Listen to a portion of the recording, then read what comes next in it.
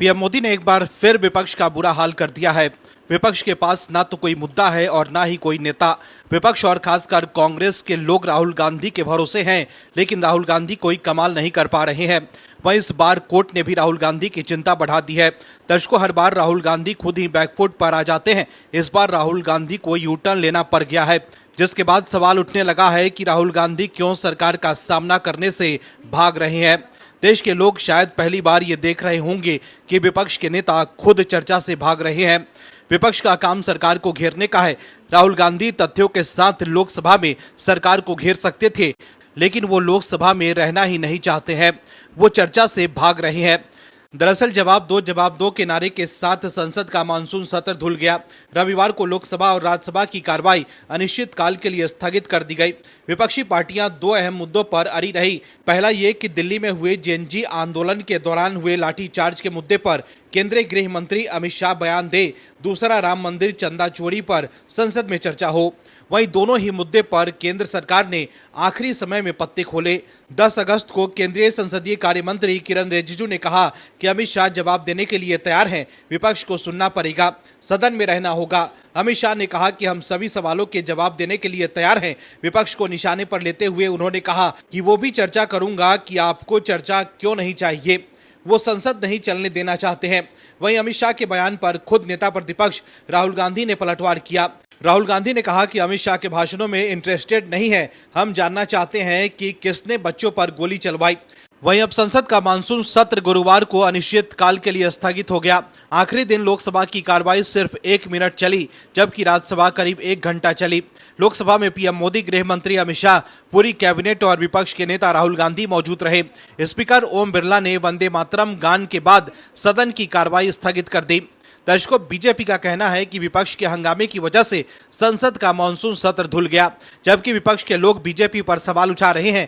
लेकिन आप दर्शक भी मानते हैं कि विपक्ष की वजह से संसद का मानसून सत्र धुल गया, तो कमेंट में यस और वी सपोर्ट पीएम मोदी जरूर लिखें, ताकि विपक्ष को साफ संदेश जाए कि देश के लोग पीएम मोदी के साथ है। इस खबर में आगे आपको बताएंगे सब कुछ डिटेल में, तो बने रहिए हमारे साथ अंत तक और देखिए हमारी ये खास रिपोर्ट। साथ ही आप दर्शकों से विनम्र निवेदन है कि अगर अब तक आपने चैनल को सब्सक्राइब नहीं किया है तो अभी कर लीजिए, साथ ही बेल आइकॉन को भी दबाएं। दर्शकों, उत्तर प्रदेश विधानसभा चुनाव 2027 को लेकर अब पार्टियों ने अपनी तैयारी तेज कर दिया है। दरअसल कांग्रेस की तरफ से वाराणसी के 100 वार्ड में बूथ प्रभारी तैनात किए गए थे। अब इन बूथों प्रभारियों को अगस्त के अंतिम सप्ताह में प्रशिक्षण दिया जाएगा कि किस तरह से वाराणसी के अलग अलग वार्ड में लोगों से संपर्क किया जाए। इस दौरान पार्टी का विशेष फोकस जेएनजी पर होगा। इसके अलावा सितंबर के दूसरे सप्ताह में काशी में प्रयागराज की तर्ज पर युवा संवाद कार्यक्रम भी आयोजित किया जा सकता है, जिसके लिए जल्द ही पार्टी की ओर से तैयारी शुरू की जाएगी। राहुल गांधी लगातार जेएनजी पर फोकस कर रहे हैं, लेकिन झारखंड में स्टूडेंट प्रोटेस्ट से मुंह मोड़कर राहुल गांधी ने साफ कर दिया है कि उन्हें जेएनजी और छात्रों की समस्याओं से कोई मतलब नहीं है। झारखंड में छात्र पर कथित लाठीचार्ज और भर्ती परीक्षाओं में अनियमितताओं के मुद्दे को लेकर बीजेपी ने कांग्रेस और राहुल गांधी पर बड़ा हमला बोला है। बीजेपी सांसद निशिकांत दुबे ने आरोप लगाया है कि झारखंड में पिछले 7 साल से छात्रों के भविष्य के साथ खिलवाड़ हो रहा है। उन्होंने कहा कि राज्य का पैसा लूटकर कांग्रेस पार्टी चलाया जा रहा है। साथ ही उन्होंने दावा किया कि कांग्रेस के पास इतनी हिम्मत और हैसियत नहीं है कि वो हेमंत सोरेन सरकार से अपना समर्थन वापस ले ले। राहुल गांधी पर तीखा हमला बोलते हुए निशिकांत दुबे ने कहा कि राहुल गांधी के माथे पर जिन्ना की आत्मा घुसी हुई है, वो देश को तोड़ना चाहते हैं।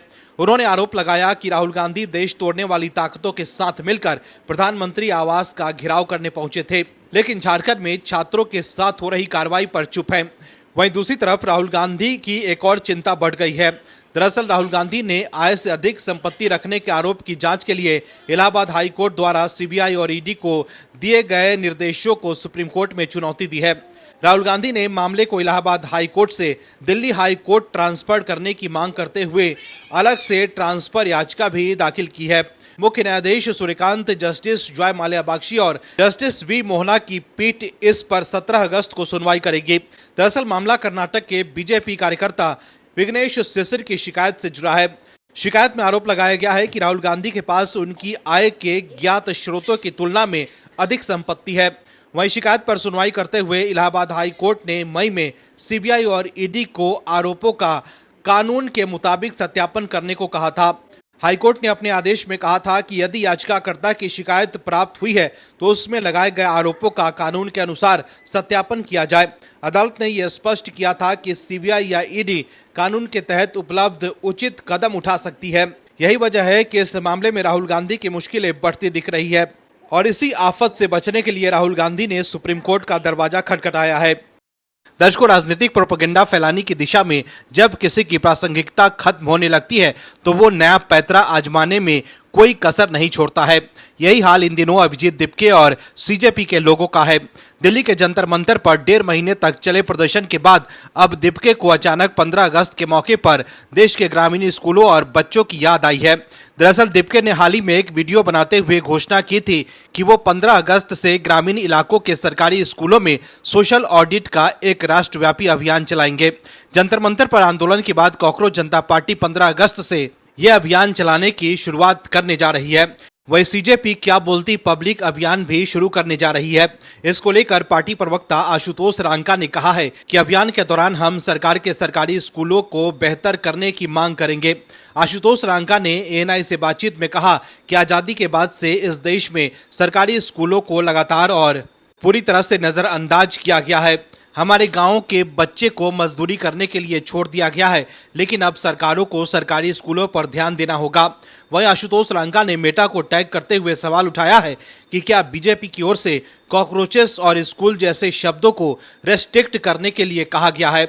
उन्होंने तंज कसते हुए कहा कि उन्हें रेस्ट्रिक्ट करने से कुछ हासिल नहीं होगा और कॉकरोचेस तो स्कूल ठीक करवाकर ही मानेंगे। दर्शकों, अब लोग दिपके और सीजेपी के बातों में आने वाले नहीं हैं। यही वजह है कि आशुतोष रांका ये आरोप लगा रहे हैं कि सरकार मेटा से सीजेपी के कंटेंट को रिस्ट्रिक्ट करवा रही है। वहीं अभिजीत दिपके ने जंतर मंतर के सीजन 2 को लेकर बड़ा ऐलान किया है। उन्होंने लोगों को बताया है कि जंतर मंतर का सीजन 2 जल्द ही आएगा। अभिजीत दिपके ने कहा है कि बहुत से लोग इंस्टाग्राम पर कमेंट कर रहे थे कि जंतर मंतर का सीजन 2 कब शुरू होगा। मैं उन्हें बताना चाहता हूं कि जंतर मंतर का सीजन 2 बहुत जल्द शुरू होने वाला है। वहीं अभिजीत दिपके ने बीजेपी पर आरोप लगाया है कि वे लोग उन्हें वॉलंटियर्स मीट के लिए हॉल नहीं मिलने दे रहे हैं। दिपके ने कहा कि दिल्ली में हमारी वॉलंटियर्स मीट होनी थी, दूर दूर से हमारी पार्टी से जुड़े लोग आए थे, लेकिन हमारी मीटिंग नहीं होने दी जा रही है। दिपके ने कहा कि दिल्ली में हमारे वॉलंटियर्स की मीटिंग के लिए हॉल ढूंढ रहे थे, लेकिन कोई भी हमें हॉल किराए पर देने के लिए तैयार नहीं था। हर कोई यही कह रहा था कि ऊपर से दबाव है। दिपके ने आगे बताया कि बड़ी मुश्किल से उन्हें ये हॉल मिला था। वहीं सीजेपी प्रवक्ता सौरभ दास ने बुधवार को आरोप लगाया कि पुडुचेरी में उनके परिवार को पुलिस ने डराया धमकाया है। सौरभ दास ने पुडुचेरी पुलिस पर सवाल उठाते हुए पूछा कि पुडुचेरी पुलिस ये उत्पीड़न क्यों, ये आदेश किसने और किस मकसद से दिया। वहीं पुडुचेरी पुलिस ने सौरभ दास के इन आरोपों से इनकार किया है। एक सीनियर अधिकारी ने इस बात की पुष्टि की है कि पुलिस सौरभ दास के रिश्तेदारों के घर गई थी, लेकिन उन्होंने कहा कि ये एक रूटीन प्रक्रिया थी। दरअसल सौरभ दास ने एक्स पर पोस्ट कर कहा था कि 2 घंटे पहले पुडुचेरी पुलिस उनके परिवार के घर पहुंची थी और उनके रिश्तेदारों से तरह तरह के सवाल जवाब किए। दरअसल सौरभ दास ने एक्स पर एक पोस्ट में आरोप लगाया कि पुडुचेरी पुलिस ये उत्पीड़न क्यों। सौरभ दास ने यह भी कहा कि क्या यही कानूनी प्रक्रिया है। पुडुचेरी में बीजेपी सरकार मेरे परिवार को क्यों डरा धमका रही है। ये पुडुचेरी सरकार का तरीका नहीं है, यह केंद्र सरकार के कहने पर किया जा रहा है। इसके अलावा सौरभ दास ने आगे कहा कि अगर मुझे डरा धमका कर चुप कराने की कोशिश की जा रही है तो ये काम नहीं करने वाला है। इससे एक बेहतर सिस्टम बनाने का हमारा संकल्प और मजबूत होगा। ऐसा सिस्टम जहां पुलिस गुंडों की तरह व्यवहार करने के बजाय कानून का पालन करे। वहीं अभिजीत दिपके के अमेरिका में पढ़ाई करने के विवाद के बाद अब जूते का मुद्दा सामने आया है। सोशल मीडिया पर उनके जूते की कीमत को लेकर सवाल खड़े हो गए हैं कि बुधवार को अभिजीत दिपके ने जो स्पोर्ट शूज पहने थे उनकी कीमत 33,000 रुपए से अधिक है। तो देखा आपने कैसे सीजेपी के लोग अब खुद ही बैकफुट पर नजर आ रहे हैं। दर्शकों, जंतर मंतर पर छात्रों के आंदोलन को लेकर बड़ी बातें करने वाले राहुल गांधी अब झारखंड मामले पर एक्टिव नजर नहीं आ रहे। राहुल गांधी ने झारखंड में छात्रों पर की गई कार्यवाही को लेकर निंदा तो की है, लेकिन न तो हेमंत सरकार से इस्तीफा मांगा है और न ही सीएम सोरेन की आलोचना की है। जबकि जंतर मंतर मामले को लेकर राहुल गांधी एक तरफ गृह मंत्री अमित शाह से इस्तीफा मांग रहे थे, तो वहीं दूसरी तरफ पीएम मोदी से माफी की मांग कर रहे थे। लेकिन अब राहुल गांधी सीएम हेमंत सोरेन से न तो इस्तीफा मांग रहे हैं और न ही माफी की मांग कर रहे हैं। वहीं कांग्रेस भी झारखंड की हेमंत सोरेन सरकार में शामिल शामिल है, लेकिन राहुल गांधी सरकार से समर्थन भी वापस नहीं ले रहे। ऐसे में राहुल गांधी बैकफुट पर नजर आ रहे हैं। वहीं अब झारखंड में छात्रों के प्रदर्शन को लेकर बीजेपी ने राहुल गांधी पर हमला तेज कर दिया है।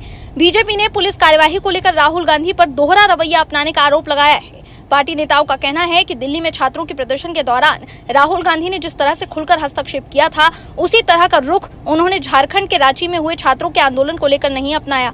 बीजेपी के नेताओं ने रांची में छात्रों के आंदोलन को लेकर कांग्रेस सांसद राहुल गांधी पर बड़ा हमला बोला है।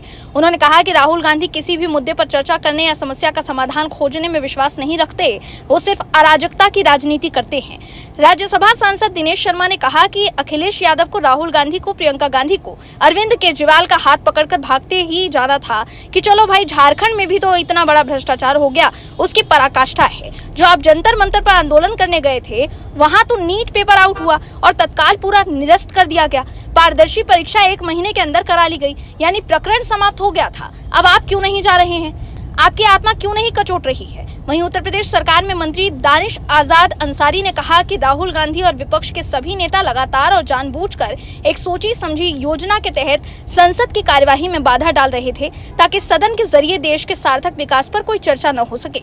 ये बहुत दुर्भाग्यपूर्ण है कि विपक्ष संसद के माध्यम से देश के विकास पर गंभीर चर्चा के लिए कभी तैयार नहीं था। उन्होंने कहा कि केंद्रीय गृह मंत्री अमित शाह चर्चा के लिए सहमत हो गए थे, लेकिन जैसे ही चर्चा का मुद्दा उठा, राहुल गांधी वहां से चले गए। सरकार ने हमेशा कहा है कि वो सदन में चर्चा और सार्थक बातचीत के लिए तैयार है, लेकिन विपक्ष किसी भी मुद्दे पर चर्चा नहीं करना चाहता, किसी समस्या का समाधान नहीं चाहता और सिर्फ जनता को भ्रमित और गुमराह करना चाहता है। वहीं बीजेपी के लोकसभा सांसद रविशंकर प्रसाद ने दिल्ली स्थित बीजेपी मुख्यालय में प्रेस कॉन्फ्रेंस कर कांग्रेस और विपक्ष के नेता राहुल गांधी पर निशाना साधा है। उन्होंने आरोप लगाया कि राहुल गांधी कई अहम मुद्दों पर चुप हैं और संसद में भी विपक्ष ने चर्चा नहीं होने दी।